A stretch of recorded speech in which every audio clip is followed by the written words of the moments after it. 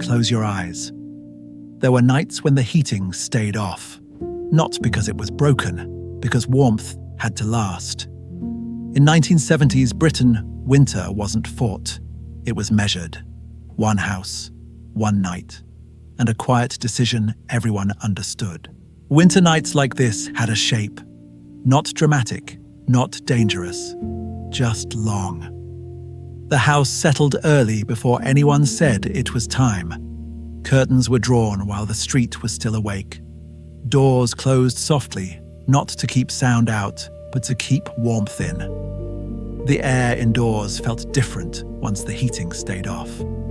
Still, thin. You noticed it first in the quiet. No hum in the walls, no gentle rattle of pipes trying to help. The house relied on itself now. Bedrooms were already cold. You didn't go upstairs unless you had to. Downstairs mattered more. Chairs were pulled closer together without discussion. Lamps were switched on early, their light stopping just short of the corners. Nothing was broken. Nothing needed fixing. This was the night arranged exactly as intended. A night to be held, not changed. There was always one room where the cold was allowed to stop. Not beaten, just slowed enough to live with. The rest of the house stayed dark and unused. Doors closed quietly, not to hide anything, but to conserve what little warmth existed. You didn't wonder. You didn't ask. You learned early which spaces mattered and which could wait until morning. Chairs moved closer together without comment. Not touching, just nearer than usual. Close enough to share heat, close enough to feel less alone in it. A single lamp came on early, its light soft and incomplete, stopping short of the corners. That was fine. The corners didn't matter tonight. Coats stayed on, jumpers were layered. Someone tucked their hands under their arms without thinking. Another pulled their feet up onto the chair, soles pressed together, saving what warmth they could. Bodies adjusted quietly, each finding the position that wasted the least heat. If there was a fire, it was modest, not roaring, just working. Coal settled low and steady, glowing enough to count on. You didn't stare at it too long. Warmth like that felt personal, and you learned not to rush it. No rules were announced. They didn't need to be. You didn't open doors unless necessary. You didn't stand without reason. Complaining wouldn't help. This room held the night. It held the people inside it. Everything else could wait in the cold. Tonight belonged here. Cold was felt before it was thought about. It reached you through stillness, through skin, through the small movements you didn't make.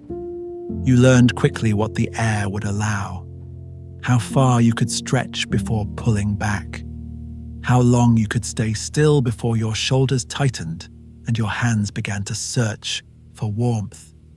Breath became visible if you waited, a quiet proof that the night was inside the house with you. Fingers pressed into sleeves, palms rubbed once, then stopped, saving heat for later. You shifted your weight carefully, not for comfort, but efficiency. Cold taught strategy. Which parts of your body mattered most? What could wait? What had to be protected? You didn't fight it. You worked around it the way everyone did. Adults move differently on nights like this. Slower, but never unsure.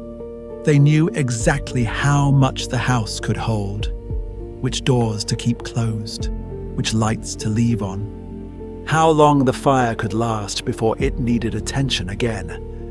No one explained anything. They didn't talk about money or fuel or tomorrow.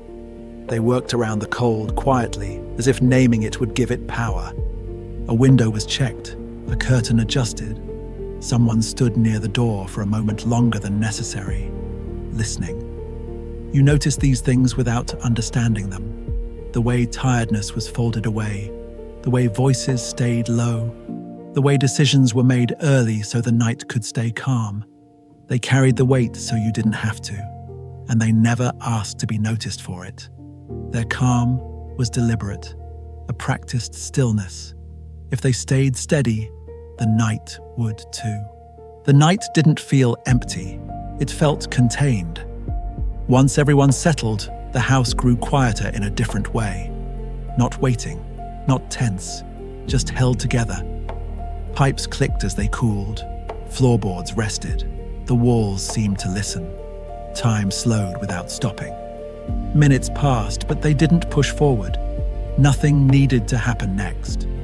You weren't counting down, you were staying. The cold stayed at the edges where it belonged. It didn't rush in, it didn't argue.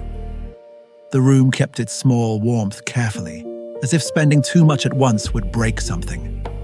Outside, the street remained still, windows dark, doors closed early.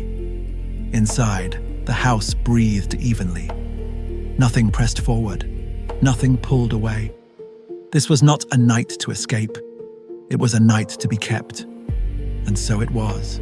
Only later did you understand what those nights had been. Not hardship, not drama, preparation. You realized how much had been decided before you noticed anything at all.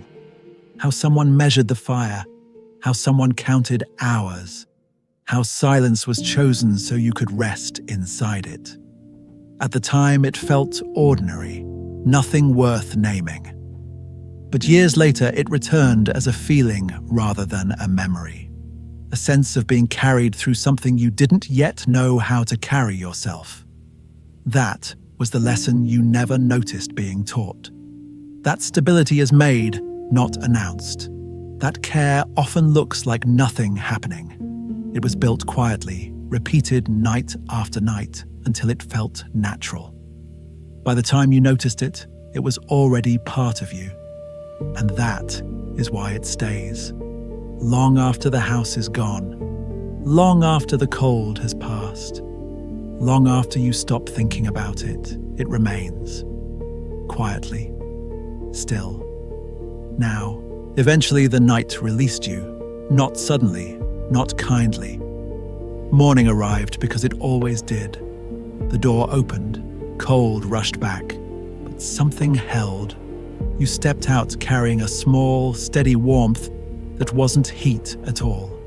It was knowing the night had been managed, and so would the day. You didn't name it, you just walked on.